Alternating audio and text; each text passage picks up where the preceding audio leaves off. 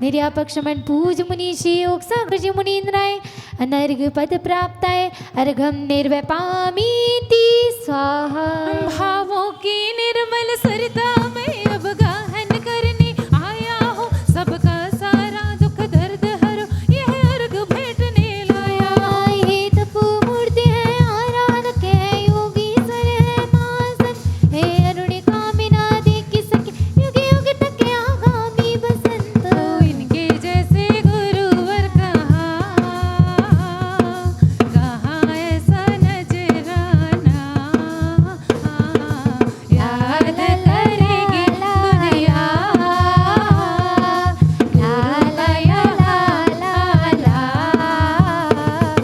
ओम ह्रीं 108 श्री विद्यासागर जी मुनीन्द्राय नवाचार भगवान श्री समय सागर जी मुनीन्द्राय निर्यापक्षमण पूज मुनीषी योग सागर जी मुनीन्द्राय अनर्घ पद प्राप्ताय जयमाला पूर्णार्घम निर्वैपामीति स्वाहा। उद्यम करना शिव वरना है इसी भाव से आया हूँ, दिव्य द्रव्य ना योग गजब है और मैं श्रद्धा लाया हूँ। विद्या सिंधु को गुरु बनाया रोम रोम गुरु है बसती तन में होकर मन तेरे करके निजानुभव है जो करती।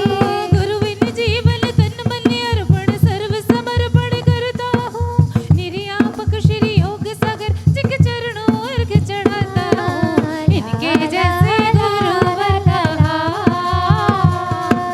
कहाँ ऐसा नजराना,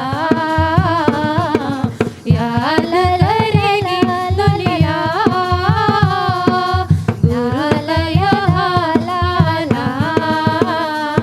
मेरी जिंदगी सवारी तुमने यहाँ पे आके, मुझ तार दिया तुमने शरण में अपने लाके। इनके जैसे गुरुवर कहाँ ऐसा नजराना, याद करेगी दुनिया गुरु का यहाँ आना। ओम रूम जय शिशिष निर्यापक श्रवण पूज्य मुनीषी योग सागर जी मुनीन्द्राय पूज्य मुनीषी निरोग सागर जी मुनीन्द्राय पूज्य मुनीषी निर्मोह सागर जी मुनीन्द्राय पूज्य मुनीषी निरामय सागर जी मुनीन्द्राय पूज्य मुनीषी निर्वीक सागर जी मुनीन्द्राय गुना गौरव पूज्य मुनीषी निष्कंप सागर जी गुड़ सागर जी सुदत्त सागर जी मुनीन्द्राय आदि ढाई दीप में विराजमान 3 कम 9 करोड़ राजों के चरणारविंद में जल फलादि जलादि अर्घम पूर्ण अर्घम निर्वैपामीति। नमोस्तु महेशी जी नमोस्तु। बोलो अतिशयकारी कुंडलपुर के बड़े बाबा की, गुना के अतिशयकारी श्री पारसनाथ भगवान की, आचार्य गुरुदेव श्री विद्यासागर जी समय सागर जी गुना में विराजमान योग सागर जी महाराज की, साक्षात महावीर भवन में विराजमान पूज्य निरामय सागर जी महाराज की, समस्त मुनि संघ की। पूज्य निरामय सागर जी महाराज को जब भी हम देखते हैं तो आचार्य महाराज की याद ताज़ा हो जाती है। जब भी हम उनके दर्शनों को जाते थे तो सबसे पहले हमें निरामय सागर जी के दर्शन होते थे और हम उनसे निवेदन करते थे कि गुरुदेव के चरण स्पर्श करके गुना की समाज का हम नमोस्तु अर्पित करना चाहते हैं। तो महाराज श्री हमको वहाँ तक ले जाते थे। धन्य हैं ऐसे गुरुदेव जिन्होंने समाधि लेकर भी जन जन के हित के कार्य किए हों। ऐसे गुरुदेव को हम याद करते हैं क्योंकि केसरिया केसरिया आज हमारो रंग केसरिया, हाँ केसरिया केसरिया आज हमारो रंग केसरिया। तन भी केसरिया मन भी केसरिया हम सब के हैं भाव केसरिया केसरिया केसरिया आज हमारो रंग केसरिया। पूज्य योग सागर महाराज केसरिया निरामय सागर महाराज केसरिया, शास्त्रों के हैं उछाह केसरिया केसरिया केसरिया आज हमारा रंग केसरिया। धन्य है गुनावासियों का पुण्य। चलते हैं आज पुनः उन महाराज श्री के पावन चरणों में बैठकर धर्म ध्यान करते हैं। कार्तिकेय प्रेक्षा नामक महान ग्रंथ राज के माध्यम से मैं दीप प्रज्वलन करने की श्रृंखला में आमंत्रित कर रहा हूँ श्री वीरेंद्र कुमार जी बीना वाले, श्रीमती वीरेंद्र कुमार जी और वीरेंद्र कुमार जी बीना वाले कृपया पधारें और पधार कर दीप प्रज्वलन करें। साथ में उन दो परिवारों को भी मैं आमंत्रित कर रहा हूँ जिन्होंने पूज्य बड़े महाराज जी के आहार के उपलक्ष्य में स्कूल के लिए दान दे करके महान महान धर्म प्रभावना की है। यदि भी हों तो कृपया पधारें। श्री पारस कुमार जी, सुलभ कुमार जी, अरुण जी, आरुष कुमार जी झागर परिवार, श्री लक्ष्मी, उन्होंने 21,000 रुपये की राशि स्कूल निर्माण में, श्री लक्ष्मी चंद जी जैन एवं श्री लक्ष्मी चंद जी जैन ब्रह्मचारिणी बहन सुषमा दीदी उज्जैन परिवार, उन्होंने 31,000 रुपये की राशि, इसमें इस प्रकार 52,000 रुपये की राशि इस परिवार द्वारा स्कूल निर्माण में प्राप्त होने की भावना भाई है। जोरदार तालियां बजाइए। इसी क्रम में कल बड़े महाराज जी के चरण पड़े थे मियाना परिवार के निज निवास पर। श्री नीरज कुमार जी, जितेंद्र कुमार जी, भोला भैया, डॉक्टर गौरव, नमन एवं समस्त मियाना परिवार की ओर से भी 51,000 रुपये की राशि विद्यालय निर्माण के लिए घोषित की गई है। जोरदार तालियां बजाइए। यदि हों तो पधारें, वरन प्रवचन के बाद में उन्हें आमंत्रित करेंगे और वीरेंद्र कुमार जी साहब शास्त्र दान करने का भी सौभाग्य प्राप्त करें। चलते हैं।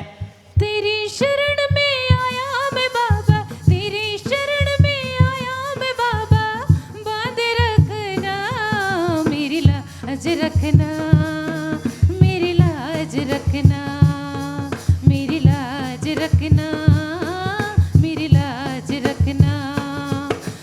तू है दाता और मैं हूँ भिखारी, कैसे निभेगी अपनी यारी। बोलो द्वादशांग जिनवाणी माता की। पूज्य महाराज श्री के चरणों में नमोस्तु अर्पित करते प्रार्थना करते हैं। कार्तिकेय अनुप्रेक्षा ग्रंथ के माध्यम से बोधि दुर्लभ भावना चल रही है और उसमें भी समय का प्रकरण आगे चल रहा है। चरणों में नमन करते हुए इसको प्रकरण को हमें समझाने की कृपा करें। नमोस्तु नमोस्तु नमोस्तु। अथ पौर्वाणिक स्वाध्याय वेलायाम श्रीमद् शुद्ध भक्ति कायुष्वर्गम करोमि। बोली अहिंसा परमो धर्म की, देवाय देव श्री पार्श्वनाथ भगवान की, आचार्य प्रवर्षि कार्तिकेय स्वामी की, संत श्रोमणी आचार्य गुरुवर श्री विद्यासागर जी महामुनि राज की, परम पूज्य आचार्य प्रवर्षि समय सागर जी महाराज की, परम पूज्य निर्यापक श्रवण श्री योग सागर जी महाराज की, 3 कम 9 कोटि महामुनि राजों की, पूज्य निरामय सागर जी महाराज की, समस्त मुनि संघ की।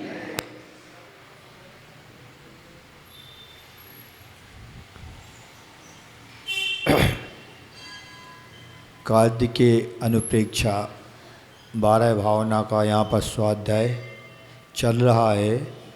बोधि दुर्लभ भावना का यहाँ पर प्रकरण है। 12 भावना में हम पढ़ते हैं मंगत राय जी की। दुर्लभ है निगोद से थावर, अरुतस गति पानी, नर काया को सुरपति तल से, सो दुर्लभ प्राणी।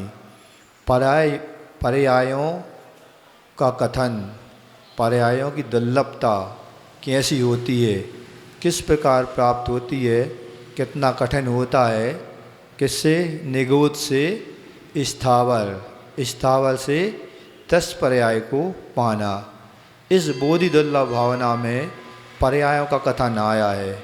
पहले अपन निगोद में थे, निगोद से कुछ ऐसा परिणाम अपन ने किया, अपन को स्थावर पर्याय प्राप्त हो गई, स्थावर से 10 पर्याय प्राप्त हो गई।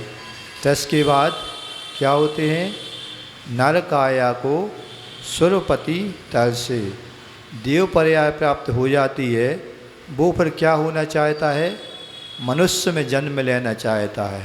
किस लिए, क्योंकि मोक्ष की प्राप्ति एकमात्र मनुष्य पर्याय से ही संभव है, बाकी और किसी पर्याय से इसकी प्राप्ति हो नहीं सकती। अभी तक हमने सब पर्यायों को समझा, नरक गति के दुख इसमें आ चुके, त्रियंच के दुख आ चुके, और जितनी बारी भावनाएं अभी चल रही हैं प्रायः सब में इन दुखों का वर्णन पहले आ चुका है।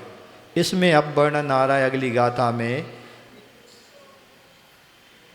देवगति का, कि देवगति कितनी दुर्लभता से अपन को प्राप्त होती है, और जब मिल जाती है तो फिर अपन किस गति का वर्णन कर लें कि हमें नरक आया कब प्राप्त हो।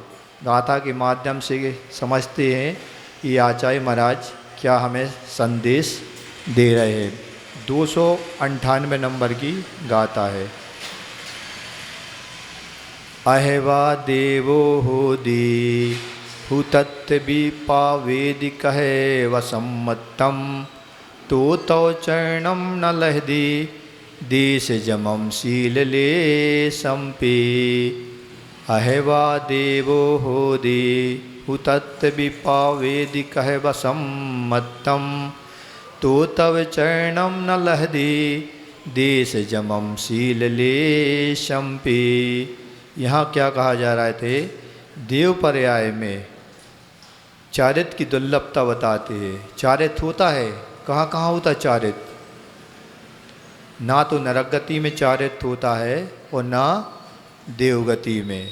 चारित्र होता है, एक देश संयम होता है त्रियंच में, और देश संयम और संयम जी होते हैं कहाँ? मनुष्य गति में। अब चल यहाँ पर देव पर्याय में क्या होता है, यदि कदाचित अथवा कहा जा रहा है अहेवा देवो होदी हु तथ्य देव भवतु खलु तत्र अपि प्राप्नोति कथम में सम्यक्तम।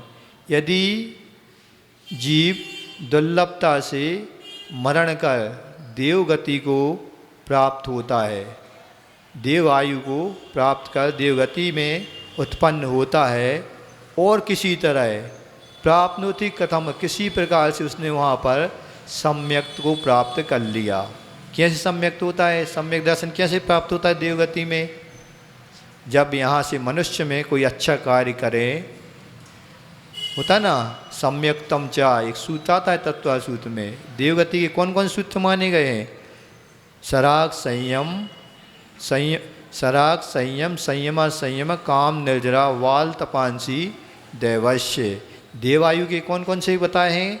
क्या करें? सराग संयम, यानी कोई मुनि महाराज बनाओ, ठीक है, मुनि पद को धारण किया हो।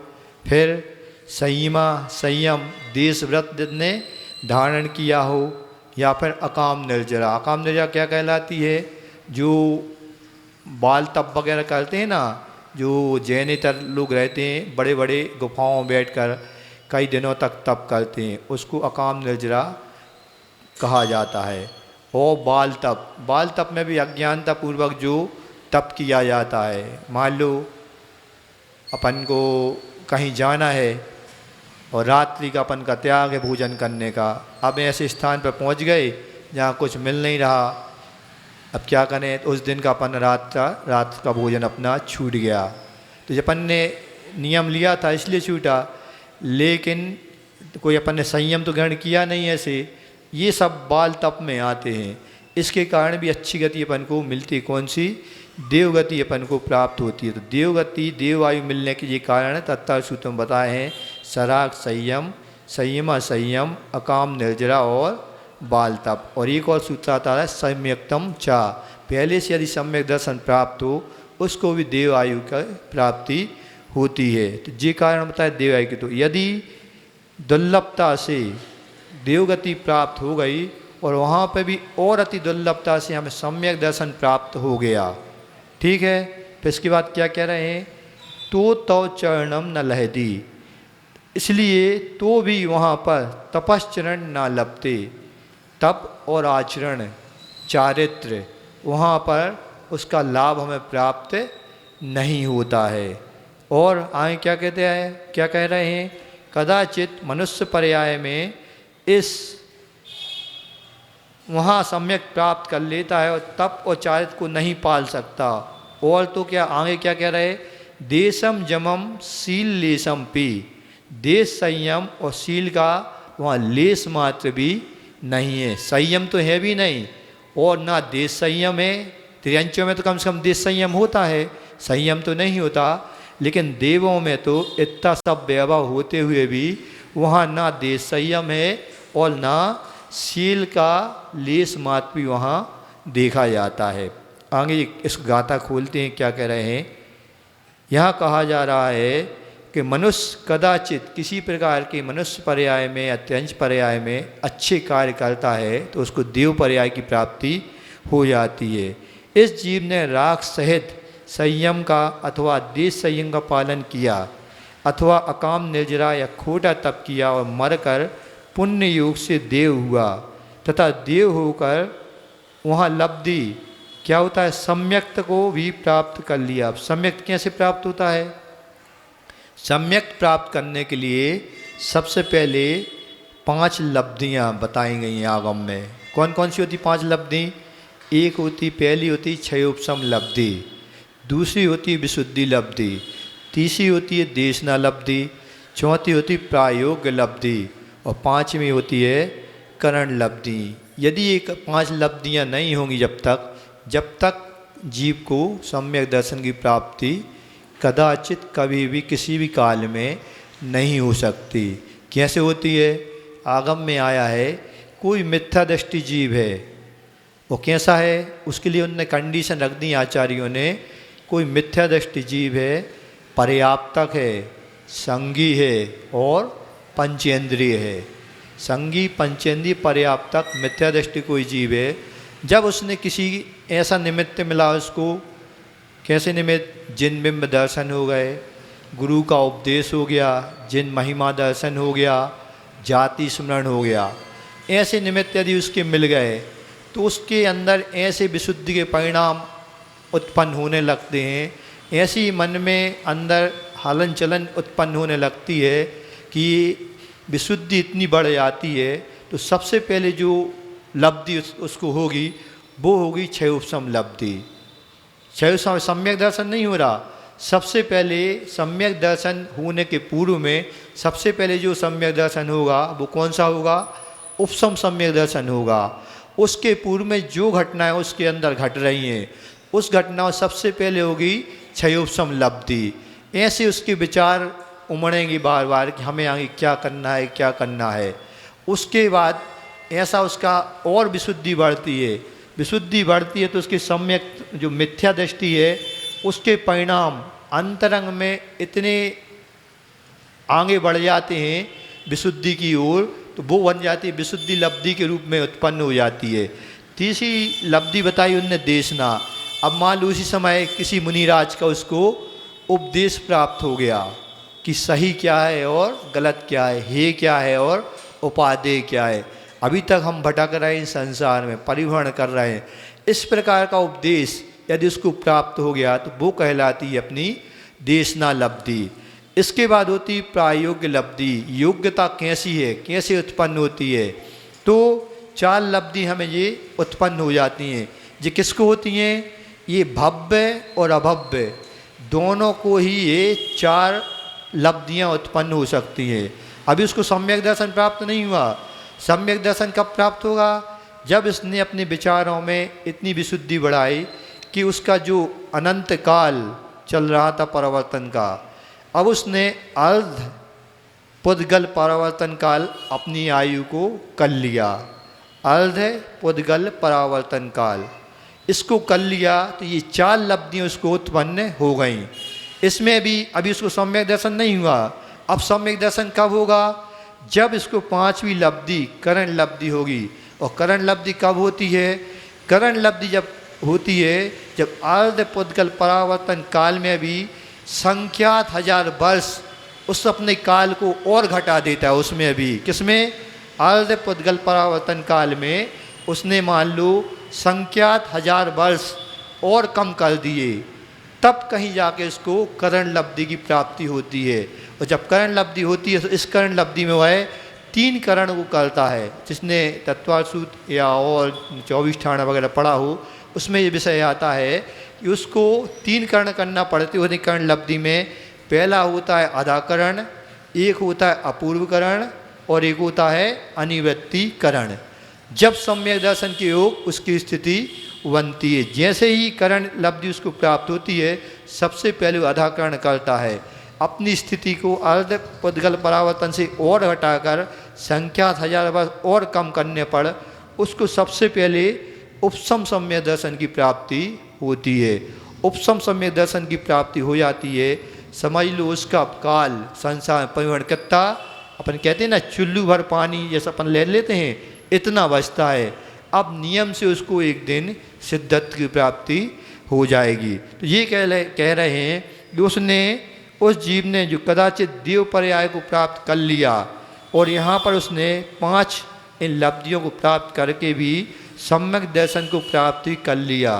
अब वो देवों के वैभव को भोग रहा है, लेकिन किससे वंचित है? वहाँ पर भी जब वह महिमा, जिन महिमा दर्शन को सुनता है, क्योंकि वहाँ स्वाध्याय हमेशा चलता रहता है देवों में, अपने कुल देवता मानकर या बड़े देवों की आज्ञा मानकर वहाँ स्वाध्याय चलता है। जब जिन महिमा दर्शन का वर्णन सुनता है, ये जिन महिमा हमें कैसे प्राप्त होगी, तो पता चलता है कि जब तक हम नर भाव को प्राप्त नहीं करेंगे, हम इस सिद्धत्व को, जिन पद को प्राप्त कभी नहीं कर पाएंगे। तो यहाँ पर वह सम्यक दर्शन तो उसने प्राप्त कर लिया, इतनी विशुद्धि अपनी बढ़ा ली, उपसम सम्यक दर्शन उसको हो गया, अंतर्मूढ़ काल वो उपसम दर्शन में रहा और विशुद्धि बढ़ गई, अब उसको छाय उपसम सम्यक दर्शन प्राप्त हो गया। तो यहाँ पर कहा जा रहा है कि सम्यक दर्शन प्राप्त करने के बाद भी तो चरणम न लहदी, तप और चारित, चरणम यानी चारित को प्राप्त नहीं कर पाया। क्यों? वहाँ किसी प्रकार का संयम तो है नहीं, है प्रकार का संयम, किसी प्रकार का संयम नहीं है। अपन देखते हैं ना, जब पंच कल्याणक महोत्सव आप लोगों ने देखा होगा, 5 कल्याणक वहाँ मनाए जाते हैं। तब कल्याणक के दिन देखे ना, पंच कल्याणक, तब कल्याणक के दिन जब तीर्थंकर को वैराग्य उत्पन्न होता है, तो क्या होता है? 12 भावना का वहाँ पर चिंतन दिखाया जाता है। छोटी छोटी बच्चियाँ आती हैं कई जगह पे, और साथ में लोकांतिक देव ऊपर से उतरकर पृथ्वी पर आते हैं। ब्रह्म स्वर्ग से उतरकर लोकांतिक देव आते हैं। किस लिए आते हैं? भगवान में जो तीर्थंकर हैं उनके वैराग्य को और दृढ़ करने के लिए। दृढ़ क्यों करना? क्योंकि इनको ऐसा ना हो बीच में ये स्खलित हो जाएं, वैराग्य से दूर हो जाए और वैराग्य इनका बढ़ता जाए। इसलिए देव, लोकांतिक देव स्वर्ग से जमीन पर आते हैं उनके वैराग्य को दृढ़ करने के लिए। जब सीन होता है, वैराग्य उनका दृढ़ हो जाता है और घर परिवार को वो छोड़ रहे होते हैं। अब कहाँ जाएंगे? वन को जाते हैं तीर्थंकर, जाते हैं ना वन को। अब निश्चित हो जाता है कि ये वन में जा रहे हैं दीक्षा लेने के लिए। अब जब बारी होती है, वो पालकी में विराजमान हो जाते हैं, तो वहाँ पर देव लोग भी रहते हैं और मनुष्य भी रहते हैं कि नहीं? अब आपस में दोनों में बाक युद्ध चलने लगता है। देखा ना बाक युद्ध? आपने पंचकल्याण तो देखे होंगे, हमने तो खूब देखे आचार्य श्री के संग में, आप लोगों ने तो आचार्य साथ में देखे होंगे। और यहाँ पर भी हुआ था, जो वर्तमान में अभी आचार्य महाराज हैं श्री समय सागर जी, उनके सानिध्य में ही, विशाल संघ के सानिध्य में ही इस मंदिर का पंचकल्याण हुआ था कि नहीं? उसमें दिखाया गया होगा। क्या दिखाया था कि वहाँ पर बाक युद्ध चलता है। देव कहते हैं कि पहले पालकी हम उठाएंगे, और मनुष्य जो वहाँ पर परिवार के लोग रहते हैं, जो नगर के लोग रहते हैं, बड़े बड़े राजा महाराजा रहते हैं, वो कहते हैं पालकी पहले हम उठाएंगे। अब फैसला कौन करे? क्यों? पूरा उस समय तीर्थंकर, जब तीर्थंकर पत्रिका बंद करते हैं तो उनका पूरा भोजन, पान, वस्त्र वगैरह इनकी व्यवस्था कहाँ से होती है? देवलोक से होती है। तो वो समझते हैं कि इन तीर्थंकरों पर सबसे पहला अधिकार हम देवों का है, और वहाँ से सर्वार्थ सिद्धि से चय होकर ही यहाँ पर देव में वो मनुष्य पर्याय को ही प्राप्त करते हैं तीर्थंकर। वो समझते हैं कि वो देव पर्याय से आए हैं, मनुष्य बने हैं, इसलिए सबसे पहले अधिकार इन पे मेरा है। और मनुष्य कहते हैं कि इनने मनुष्य पर्याय को धारण किया है, हमारे साथ एक खेले बड़े हुए, हमें ज्ञान दिया, सब कुछ दिया, और आप कह रहे अधिकार पहले इस पर मेरा है। अब इसकी व्यवस्था कौन करता है, अधिकार किसका है, पालकी पहले कौन उठाएगा? तो जो आचार्य महाराज या उस पंचकाल महोत्सव में जिसको भी आचार्य निवेदन किया जाता है प्रतिष्ठाचार्य द्वारा, जो बड़े महाराज रहते हैं, इसका समाधान वो करते हैं। क्या समाधान करते हैं? वो यही कहते हैं कि भैया जिसके पास संयम होगा, संयम लेने की पात्रता जिसके पास होगी, सबसे पहले वो इन तीर्थंकर की पालकी वही उठाएगा। तो किसके पास रहती संयम लेने की पात्रता? देव इतना सुनते ही अपने आप को नीच समझ, मतलब निम्न कोटि का समझने लगते हैं और सिर नीचे करके पीछे हट जाते हैं। और पालकी कौन उठाता है फिर? पालकी सबसे पहले जो संयम लेता है। तो हम लोग देखते हैं आचार्य जी किसको संकेत करते? सबसे पहले जो ब्रह्मचारी वगैरह वहाँ रहते हैं, बहनें या भाई लोग, उनको पालकी उठाने का सौभाग्य प्राप्त होता है। उसके बाद प्रतिमाधारी जो लोग रहते हैं, उसके बाद श्रावक लोग रहते हैं, उसके बाद फिर जब दीनता आ जाती है तब देवों से जो हो कह दिया जाता है कि अब भाई आप लोग भी पालकी में हाथ लगा लीजिए, तब कहीं जाकर वो पालकी में हाथ लगाते। तो यहाँ पर कहा जा रहा है कि जो तप और चारित्र इनसे वे वंचित होते हैं। कहाँ पर? देवगति में। और क्या कहते हैं? तो कहते हैं कि श्रावक के व्रत तो ठीक है, ये तप और आचरण तो ठीक चाले, वहाँ पर तो श्रावक के जो व्रत श्रावक पालते हैं, उन व्रतों से और शीलों से भी वहाँ इनको रहित होना पड़ता है। अब व्रत कौन कौन से व्रत होते हैं श्रावक के? 5 अणुव्रत होते हैं। 7 शील कौन से होते हैं? मालूम है ना सबको? 5 अणुव्रत कौन कौन से होते हैं? अहिंसा, सत्य, अचौर और अपरिग्रह और ब्रह्मचर्य। ये 5 अणुव्रत होते हैं श्रावकों के, और यही 5 महाव्रत होते हैं मुनियों के। और शील 7 कौन से होते हैं? 3 गुणव्रत होते हैं और 4 शिक्षा व्रत होते हैं। 3 गुण में भी कौन से 3 गुणव्रत होते हैं? दिग्व्रत, देशव्रत और अनर्थ दंड व्रत। और 4 गुणव्रत कौन, 4 शिक्षा व्रत कौन से होते हैं? सामायिक, प्रोजदोपास और उपभोग परिभोग परिमाण और अतिथि समविभाग। ये व्रत देव कभी भी कर नहीं सकता। यदि देव इन लोगों को कर देता है, मान लो किसी मुनिराज को देव ने विक्रिया से रूप बदलकर आहार दे दिया, तो क्या होता है? किसको प्रायश्चित लेना पड़ता है? क्यों? वो आहार देने के पात्र नहीं, अपात्र में आते हैं। वो कुपात्र में नहीं आते, अपात्र में आते। सुपात्र, कुपात्र और अपात्र, 3 के पात्र देने वाले बताए। अपात्र में क्यों आते हैं? क्योंकि उनके पास संयम लेने की योग्यता लेस मात्र भी नहीं है। इसलिए उनके हाथ के द्वारा हम लोग मुनिराज आरिका वगैरह आहार ले नहीं सकते। आती है ना किसकी कथा? चंद्रगुप्त की कथा आती है। उन्होंने जब अपने गुरु की समाधि कराई, उसके बाद वो संघ में वापस आ रहे थे, तो संघ लोगों ने कहा कि आपने प्रायश्चित वगैरह लिया नहीं। वो वापस वन में जाते हैं और वहाँ रहकर साधना करते हैं। वहाँ पर देखते हैं कि इतनी साधना से प्रभावित होकर देव लोग वहाँ जंगल में बस्ती बनाकर उनका आहार कराते थे। वहाँ पर एक बार संघ आया, उनके साथ आहारचर्या की। बाद में जब लौटते हैं तो एक महाराज अपना कमंडल भूल आते हैं। बाद में वो कमंडल लेने जाते हैं तो वहाँ बस्ती गायब मिलती है। वो देखते हैं कि यहाँ तो कुछ भी नहीं। उनका कमंडल एक पेड़ के उस पर टंगा हुआ था।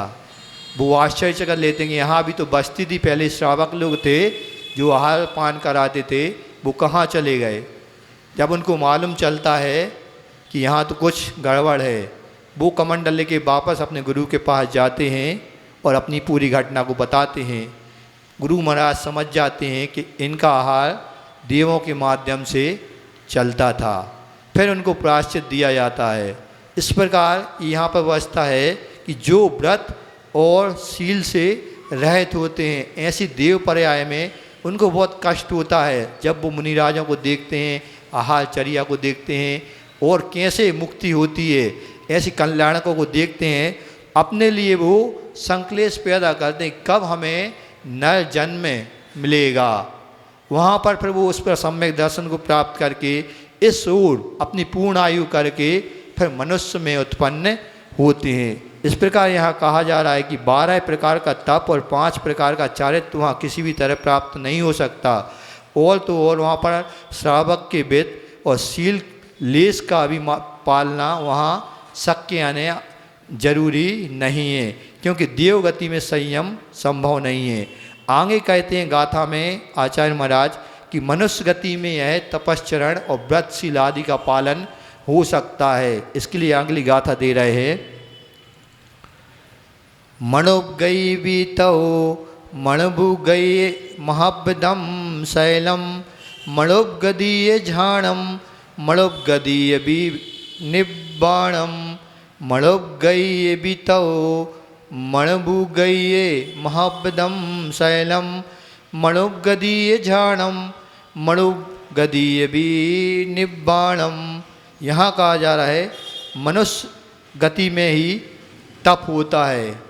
मणु गई भी तव मणु गई महाब्दम शैलम, और मनुष्य गति में ही समस्त महाव्रत होते हैं। मणुगदीय झाणम, मनुष्य गति में ही ध्यान होता है। मणुगदीय भी निब्बाणम, और मनुष्य गति से ही निर्माण की प्राप्ति होती है। किसकी प्राप्ति होती है? मनुष्य गति में ही मोक्ष की प्राप्ति होती है। अब क्या कर रहे हैं जी? आगे कहते हैं 12 भावना में कहा जाता है उत्तम देश सुसंगति दुर्लभ श्रावक कुल पाना दुर्लभ सम्यक दुर्लभ संयम पंचम गुणठाना दुर्लभ रत्नात्रय आराधन दीक्षा का धरना दुर्लभ मुनिव्रत के प्रतिपालन शुद्ध भाव करना दुर्लभ तें दुर्लभ है चेतन बोधि ज्ञान पावे पाकर केवल ज्ञान नहीं फिर इस भाव में आवे। अब आचार्य महाराज कर रहे सबसे दुर्लभता किसकी है? मनुष्य पर्याय की।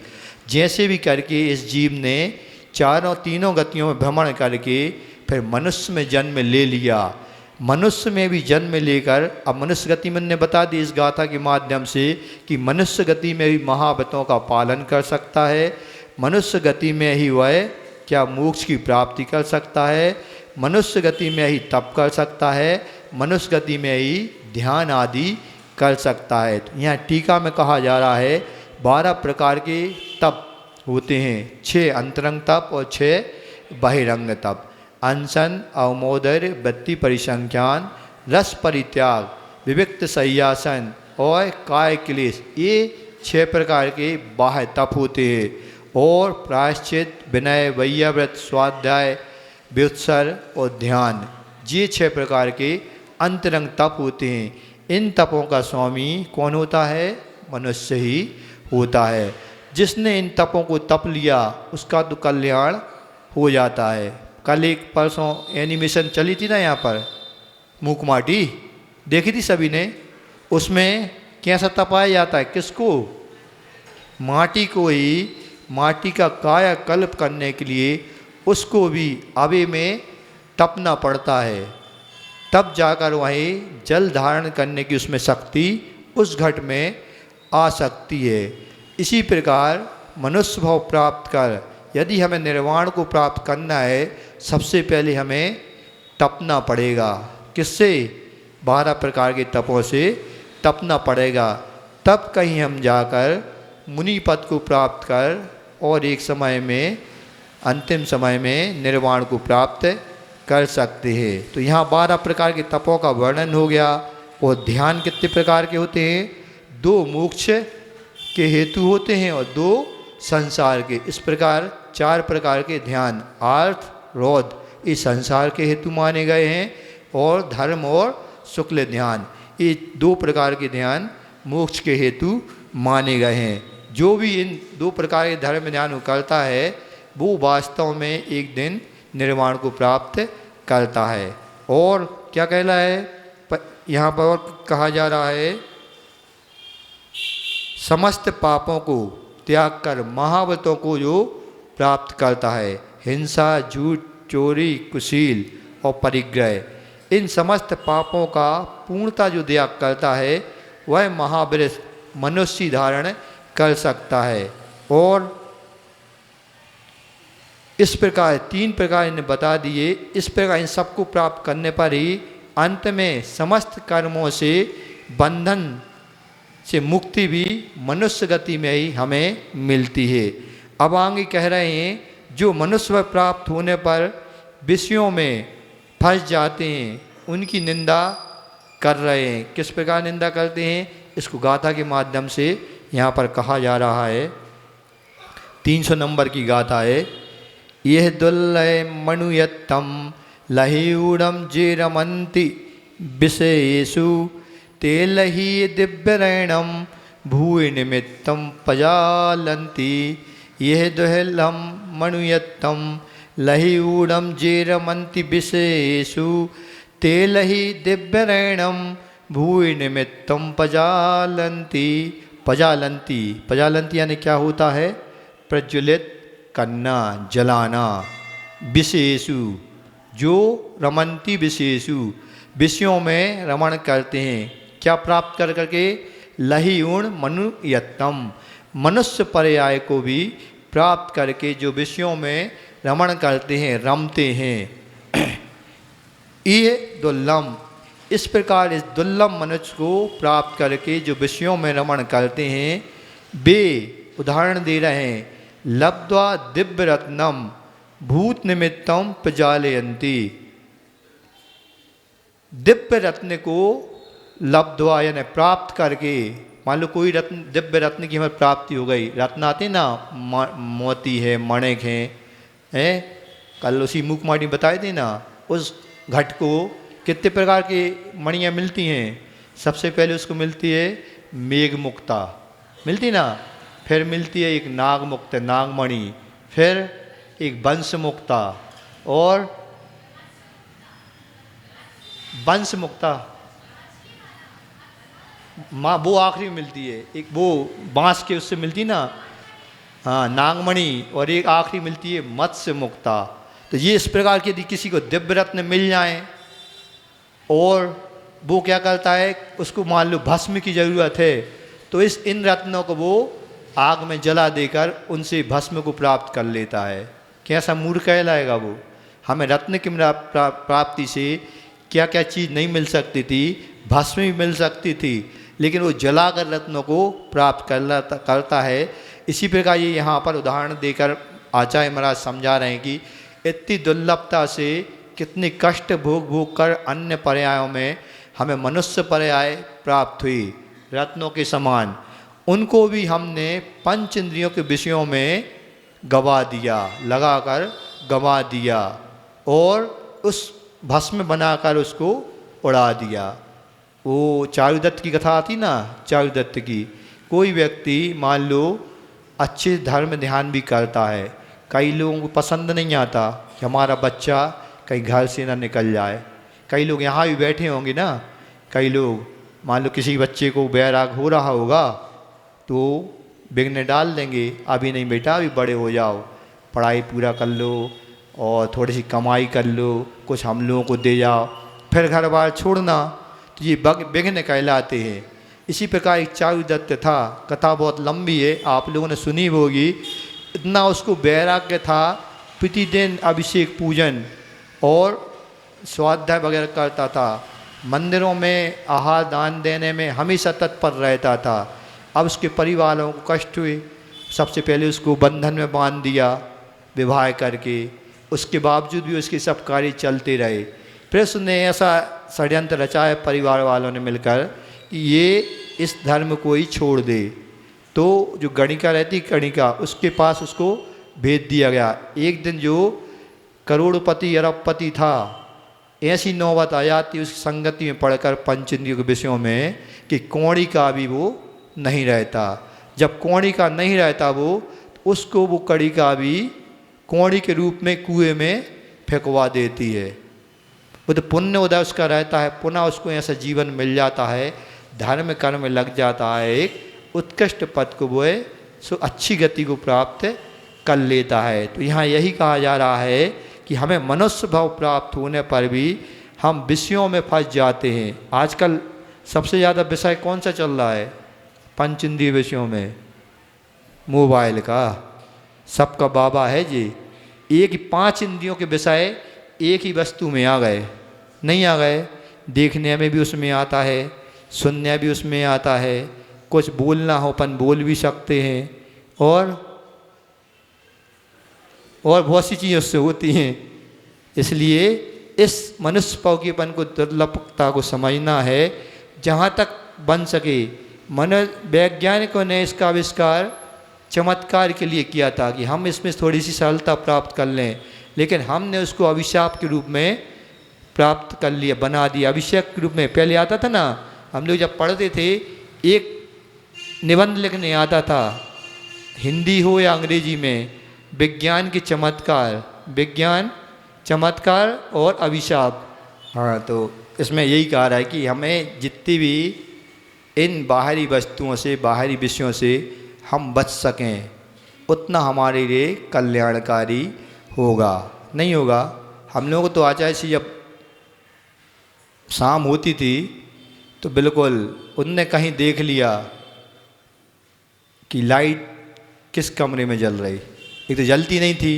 हमने तो अपने 11 साल आचार्य के साथ रहा, कभी भी शाम को उनके कमरे में प्रकाश नहीं देखा, कृत्रिम प्रकाश, कभी भी। ना वो बैठते थे ना हम लोगों को बैठने देते थे उसमें।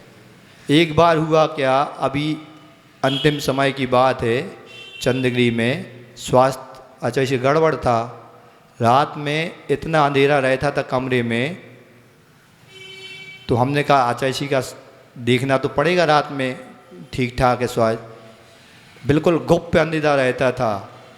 तो जो वो नीले रंग के बल्ब रहते ना इसमें, जी क्या बोलते इसको,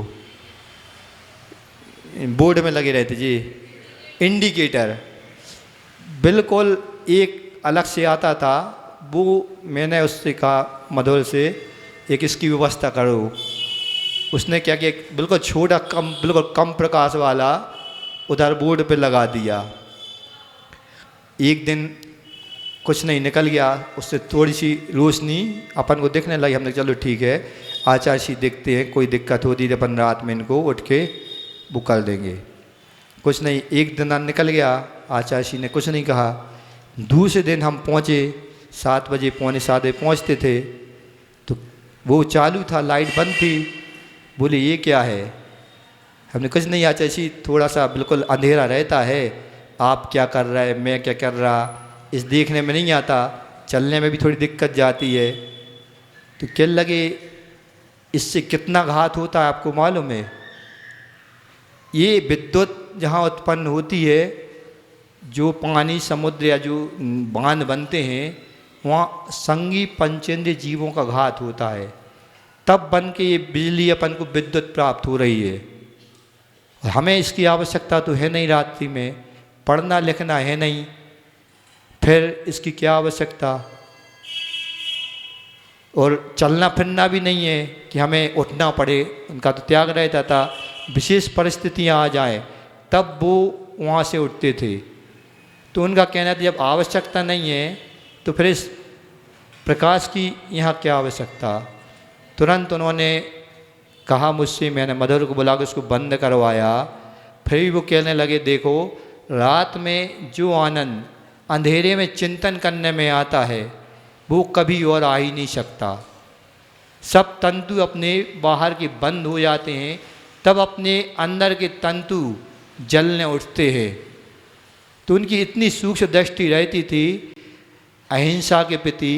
आजकल बंदों के यहाँ पर भी कितने जल रहे हैं, चीज़ों का उपयोग नहीं हो रहा, जबकि इसका साउंड भी कितने तेज लगे हैं।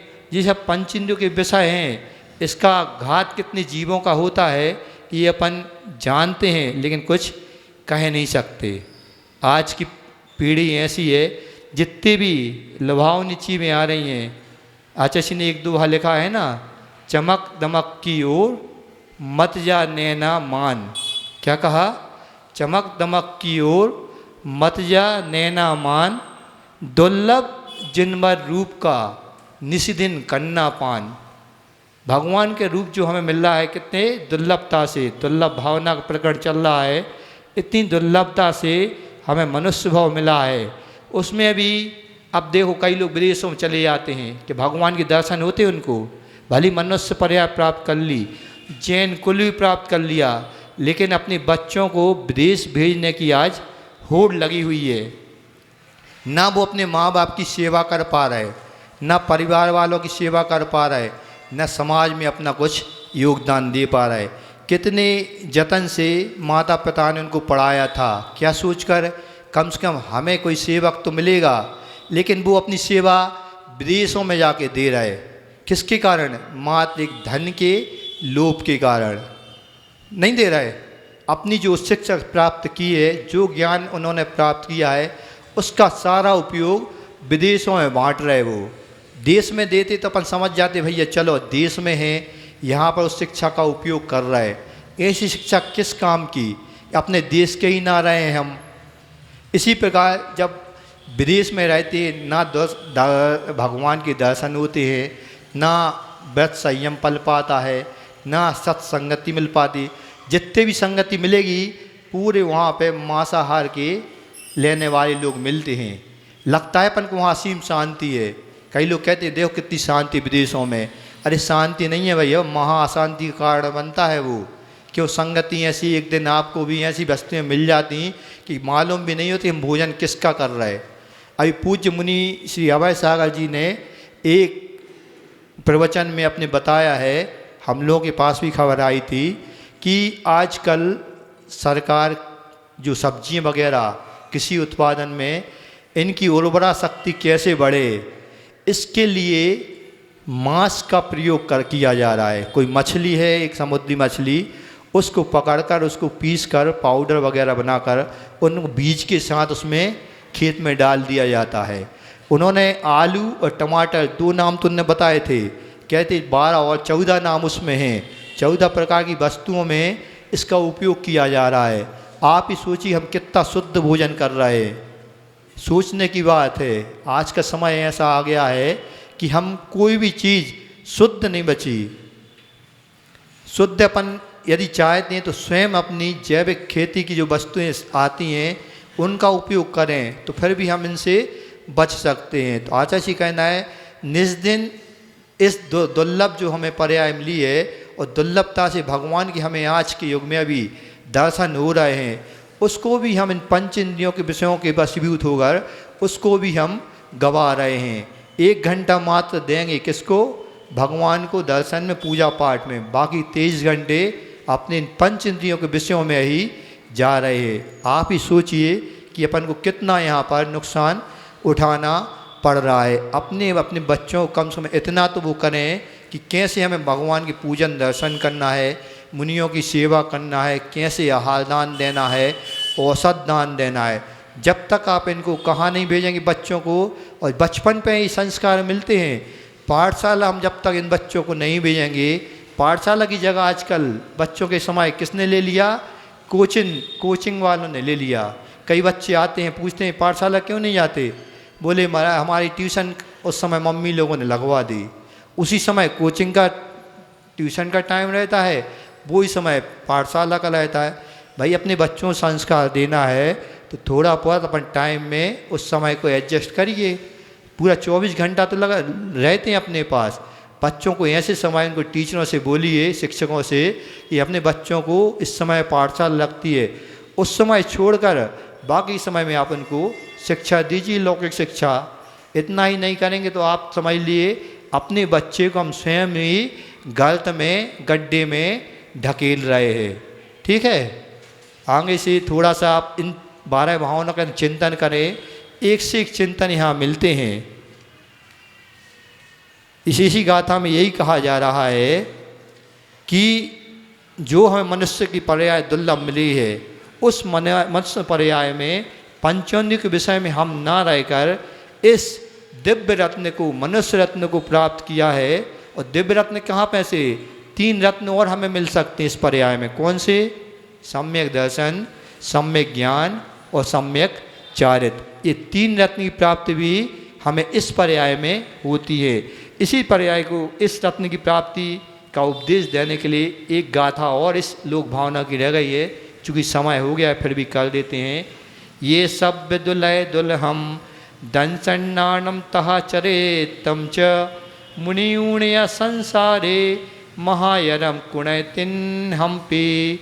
ये सब दुल्लय दुल्हम दंसन्नान तहा चरे तम च मुनियूणय संसारे महायरम कुणतिन्नपि। इसे क्या कहा जा रहा है? सर्व दुर्लभ दुर्लभ, दुर्लभ से भी दुर्लभ यह मनुष्य पर्याय हमें मिली है। उसमें भी दुर्लभ क्या है हमें? उसमें भी दुर्लभ है रत्नत्रय। रत्नत्रय क्या होता है? सम्यक दर्शन, सम्यक ज्ञान और सम्यक चारित। इसकी प्राप्ति हमें इस मनुष्य पर्याय में ही कैसे सरलता से हो जाती? बहुत दुर्लभता से इसकी प्राप्ति हमें होती है। यदि हमें इसकी प्राप्ति हो जाती है तो संसार में इस दिव्य रत्नों का हमें क्या करना है? मुनियूण या संसारी महायरम, महार्य मैंने महा आदर, आदर करना है इसको। किसका करना है? जो रत्नत्रय की प्राप्ति होती है, इन रत्नत्रय की व्रतों की प्राप्ति होने पर हमें इनका महा आदर यानी इनका पालना हमें बहुत अच्छे से करना है। किसी ने देश व्रत ले लिया, किसी ने महाव्रत ले लिया, किसी ने कोई छोटा सा ही व्रत ले लिया। इस प्रकार व्रत ले में इसमें दोष ना लगें। आचार्य जी जब भी किसी प्रतिमाधारी को प्रतिमाएं देते थे, सबसे पहले वो कहते यथाशक्ति, जितनी शक्ति हो उस हिसाब से उसको प्रतिमाएं लेना चाहिए। पूरा उसका पूछ लेते थे, आपके परिवार में कोई करने योग्य है आपकी सेवा, मान लो कुएं से पानी भरना है और प्रतिमा लेने वाले बुजुर्ग हो गए, कौन भरेगा? आजकल के लड़के तो मना कर देते, सुना है ऐसा, सब नहीं करते। फिर पानी की व्यवस्था, बिना कुएं के पानी लिए आचार्य प्रतिमा किसी को देते ही नहीं थे। कोई भी जब तक कुएं का पानी स्वीकार ना करे आचार्य उसको प्रतिमा देते नहीं थे। तो आचार्य जी कह यदि हम व्रत ले रहे हैं इस प्रकार से उसका पालन करना चाहिए, उसमें दोष ना लगें। आचार्य ने शादी का आश्रम खुलवाया, जानते ना, जो शादिकाएँ प्रतिमाधारी होकर के भी जिनको घर छोड़ना था, गृह त्याग करना था, उनको घर छोड़ करके 3 स्थानों पर, आरोन में, सागर में और बंडा में, 3 जगह पर जो बुजुर्ग महिलाएं रहती उनके लिए शादी का आश्रम उन्होंने खुलवाया। आज सभी जगह 15-15, 20-25 शादिकाएँ अपनी साधना बिल्कुल निर्दोष चर्यापूर्वक कर रही हैं। तो क्या होता था, कभी कभी वो शादिकाएँ आचार्य जी के पास आ जाती थी। आचार्य जी को थोड़ा सा संक्लेश टाइप को होता था। क्यों? आचार्य जी ने उनको एक नियम दिया था, कई बार उनसे कहा, देखो आपकी आयु वृद्धत्व को प्राप्त हो रही है, आयु आपकी बढ़ रही है, आपने ये व्रत शादिका के क्यों लिए? घूमने फिरने के लिए नहीं लिए। सबसे ज़्यादा यदि आपको दोष लगेगा तो चलने फिरने में लगेगा। मान लो आप यात्रा कर रही हैं, कहीं आप गिर गईं, आहार देने की लालसा बहुत लगती महिलाओं में। आप आहार देने जा रही हैं, मान लो रास्ते में पैर फिसल गया, उस समय आपको चोट लग गई, फ्रैक्चर हो गया, उस समय आपकी सेवा कौन करेगा? सोचिए कितनी सूक्ष्म दृष्टि आचार्य जी की रहती थी। इसलिए वो कहते थे हमने व्रत लिया है तो इसका दोषों से रहित पालन होना चाहिए। इसलिए आना जाना सबसे पहले उन्होंने बिल्कुल सीमित कर दिया था। अपनी बड़ी आरिकाओं से उनको अनुमति लेना पड़ती है, तब कहीं वो जा पाते हैं, बिना उसके नहीं जा पाते। चलने फिरने में बुजुर्गों को बहुत समस्या होती है, गिर जाए और कहीं चोट लग जाए, फिर उनका व्रतों का पालन होने बहुत समस्या जाती है। कई बार हम लोगों ने देखा है इसको साक्षात। आचार्य जी के पास ऐसे केस आते थे गिनने के बाद। आचार्य जी बिल्कुल स्पष्ट कह रहे थे कि जिसने व्रत ले लिया है, उसी प्रकार आचार्य जी ने बुजुर्गों को क्षुल्लक दीक्षा क्यों दी और एक जगह निश्चित करके रख दिया, नेमावर में और जबलपुर में। इनका चलना फिरना बंद हो जाए, इसके एक स्थान पर रहकर इनके व्रतों का निर्दोषतापूर्वक पालन होता है। अभी भी देख लो, बहुत अच्छे से लोग देश संयम को ग्रहण करके व्रतों का पालन करते हैं। हम भी कोई व्रत लेते हैं, इस प्रकार से लेना चाहिए कि ऐसा नहीं कि हमने व्रत ले लिया, हमें शक्ति है, हम अभी युवा है, उसमें दोष ना लगते हों। दोषों से बिल्कुल निरक्त होना चाहिए। महाव्रत भी हम लोग लेते हैं, आचार्य श्री कहते कोई प्रभाव न करने की आवश्यकता नहीं है, बस ये देखना है कि हमारे व्रतों के माध्यम से कभी भी अप्रभावना ना हो। प्रभावना की होड़ में आजकल सभी लोग लगे हुए हैं, लेकिन हम लोगों से कहा जाता था कि दोष ना लगना ही सबसे बड़ी प्रभावना है। दोष लगा लिया आपने, फिर प्रायश्चित लेने आ गए, क्या मतलब हुआ? तो इसलिए प्रायश्चित भी ऐसा दिया, आचार्य जी एक बार दो बार प्रायश्चित देते। मान लो कोई व्यक्ति बार बार गलती करता है, उसको प्रायश्चित देना ही बंद कर देते। वो तो कई ऐसे वो हैं कि संकेत देना ही बंद कर देते। क्यों? जब तो मानना ही नहीं है, अतिचार अनाचार सब लगा रहे हो, उसके बावजूद फिर क्या रहे, प्रायश्चित दो। तो इस प्रकार उनकी बहुत सूक्ष्म दृष्टि रहती थी। व्रत अपन कोई भी छोटा सा नियम ले, उसको बिल्कुल, यदि मान लो हमने अभिषेक पूजन का नियम लिया है, यथा समय अभिषेक पूजन करना चाहिए। हम लोगों को भी बिल्कुल जो छठ आवश्यक होते हैं, आचार्य जी कहते थे कोई चीज़ करो या ना करो, पहले 6 आवश्यक का पालन यथा समय होना चाहिए। सामयिक करने का समय यथा समय होना चाहिए, और आहारचर्या है तो उसका समय भी यथा समय होना चाहिए। स्वाध्याय का समय, काल में अतिचार ना लगें, उस हिसाब से यथा समय होना चाहिए। हर चीज़ 6 आवश्यक ही हमारे एक आया था ना, दर्शन विशुद्धि भावना, अपन जब 16 कारण भावना रहते हैं, एक अपरिहारी मारना होती भावना, उसका यही आवश्यकों में हमारे कोई दोष ना लगें, तभी हम इन व्रतों का निरतिचार पूर्वक पालन कर सकते हैं। जो ऐसा करता है उसको ही 16 कारण भावनाओं की प्राप्ति होती है। दर्शन विशुद्धि आदि उनको भी तीर्थंकर प्रकृति का बंध हो जाता है या हो सकता है। समय आपका बहुत हो गया आज। बोले अहिंसा परमो धर्म की, बोधि समाधि परिणाम शुद्धि, स्वात्मोपलब्धि शिव शौक सिद्धि, चिंतामणिं चिंतित वस्तुदाने, तौम वंदे मानस ममास्तु देवे।